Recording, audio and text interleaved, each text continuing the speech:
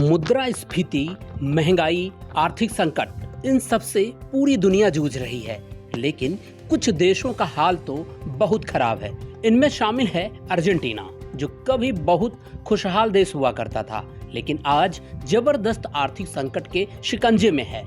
आलम यह है कि महंगाई को कंट्रोल करने के लिए सेंट्रल बैंक ऑफ अर्जेंटीना ने अपनी प्रमुख ब्याज दर को 97% कर दिया है। अर्जेंटीना की दास्तान विदेशी कर्जे, एक कल्याणकारी सिस्टम तथा कमाई से ज्यादा खर्चे के दलदल की है। यह एक ऐसा दलदल है जिससे अर्जेंटीना, जो कभी बेहद अमीर था, निकलने की बजाय और डूबता जा रहा है। 30 साल के शीर्ष स्तर पर महंगाई। वैसे तो दुनिया भर के केंद्रीय बैंक मुद्रास्फीति पर लगाम लगाने के लिए संघर्ष कर रहे हैं, लेकिन अर्जेंटीना में ये बहुत बड़ी समस्या है। यहाँ वार्षिक मुद्रास्फीति की दर 100% से अधिक हो गई है।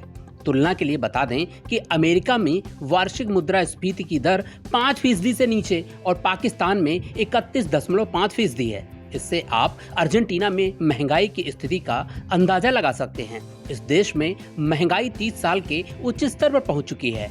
अंतर्राष्ट्रीय मुद्रा कोष के आंकड़ों के अनुसार अर्जेंटीना में मुद्रास्फीति दर 1990 के दशक की शुरुआत के बाद से उच्चतम स्तर है।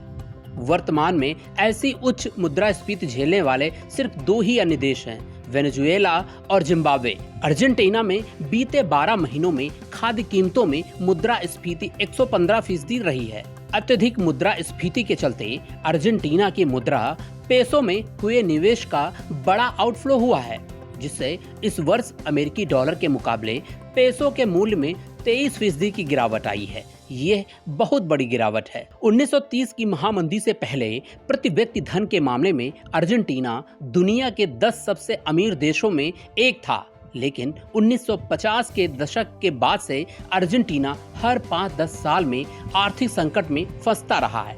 मुद्रास्फीति के साथ अर्जेंटीना की चल रही लड़ाई 1980 के दशक या उससे पहले की है, लेकिन कोरोना महामारी, यूक्रेन रूस युद्ध, वैश्विक खाद्य आपूर्ति में कमी और तेल गैस की स्थिति ने पहले से ही पस्त अर्थव्यवस्था को और नीचे धकेल दिया है।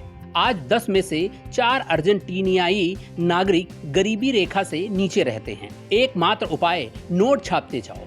अर्जेंटीना में राजकोषीय घाटा लगातार बढ़ता ही गया है। सरकार जितना कमाती है उससे कहीं अधिक खर्च करती है। घाटा पाटने के लिए सेंट्रल बैंक अधिक पेसो प्रिंट करता रहता है, जिसका नतीजा ये होता है कि पेसो की वैल्यू लगातार कम होती जाती है। अंततः मुद्रास्फीति और भी बदतर हो जाती है। घरेलू उपभोक्ताओं की सुरक्षा और राजस्व अर्जित करने के लिए अर्जेंटीना सरकार निर्यात करों पर बहुत अधिक निर्भर रहती है। इस साल की शुरुआत में सरकार ने अपने top export item processed soybean पर निर्यात कर 33% तक बढ़ा दिया। अर्जेंटीना की अर्थव्यवस्था का एक बड़ा हिस्सा कृषि का है और उसे अधिक से निचोड़ने के तरीके निकाले जाते रहे हैं। अर्जेंटीना के सामने सबसे बड़ा संकट कर्ज का संकट है। अर्जेंटीना पर 2018 के बेल आउट पैकेज के हिस्से के रूप में अंतर्राष्ट्रीय मुद्रा कोष का 40 बिलियन बकाया है, लेकिन इसके बावजूद अर्जेंटीना ने इस वर्ष की शुरुआत में IMF से 44 बिलियन डॉलर का और ऋण ले लिया। अब देश के सामने एक डिफॉल्ट का संकट बन गया है। वैसे अर्जेंटीना के साथ डिफॉल्ट का इतिहास रहा है। 1956 में IMF में शामिल होने के बाद से अर्जेंटीना ने IMF से 22 मर्तबा वित्तीय सहायता पैकेज प्रोग्राम मांगे हैं और ये उसे मिले भी हैं। इनमें सबसे उल्लेखनीय है 2001 के अर्जेंटीना वित्तीय संकट के दौरान था, जब ये 21.6 बिलियन डॉलर के IMF ऋण पर डिफॉल्ट कर गया था। यही नहीं, इसने अन्य लेनदारों को 95 बिलियन डॉलर मूल्य के बॉन्ड पर भुगतान भी कर दिया था। 2001 के संकट के बाद से देश के नागरिक देश की पहले से ही गंभीर आर्थिक स्थिति को बदतर करने के लिए IMF की कठोर शर्तों को दोषी ठहराते हैं। अर्जेंटीना के राष्ट्रपति अल्बर्टो फर्नांडीज भी IMF के 2018 ऋण को जहरीला और गैर जिम्मेदार ठहराते हैं। 1900 की शुरुआत में अर्जेंटीना फ्रांस और जर्मनी से ज्यादा अमीर था। उस दौर में देश के कृषि और विनिर्माण वादे से आकर्षित होकर दुनिया भर से लोग यहाँ आकर बस गए। द्वितीय विश्व युद्ध के दौरान जनरल जुआन पेरेन एक शक्तिशाली श्रम मंत्री बन गए और उन्हीं के साथ देश में लोक लुभावन वाद आ गया। जुआन पेरोन, श्रम संबंधों, पेंशन और सामाजिक सेवाओं के प्रभारी थे। उन्होंने जनता को खूब सब जवाब दिखाए। कुछ साल बाद अर्जेंटीना के राष्ट्रपति भी बन गए। उनके द्वारा स्थापित आंदोलन आज भी विभिन्न देशों में जीवित है। उनकी नीतियां दीर्घकालिक आर्थिक विकास की कीमत पर अल्पावधि में लोकप्रिय आर्थिक कल्याण को प्राथमिकता देती हैं।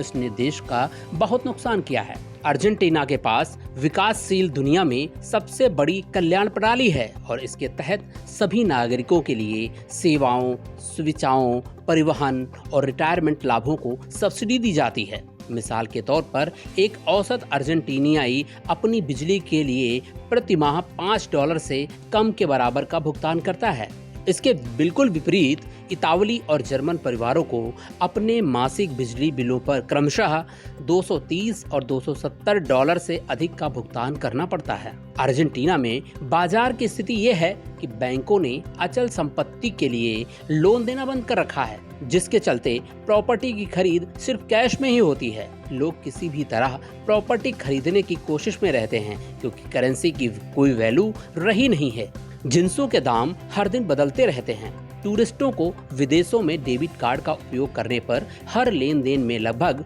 50% का टैक्स चुकाना पड़ता है।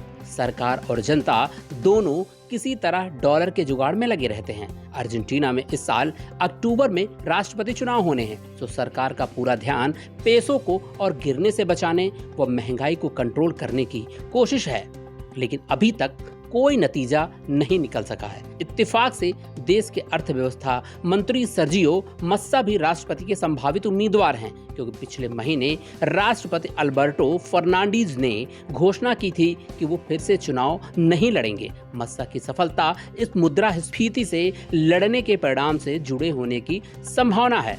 बहरहाल जीते भले ही कोई, अर्जेंटीना की स्थिति हाल फिलहाल सुधरने वाली नहीं है। कर्ज का जाल ही कुछ ऐसा है। न्यूज़ ट्रैक के लिए नील मणिलाल की रिपोर्ट।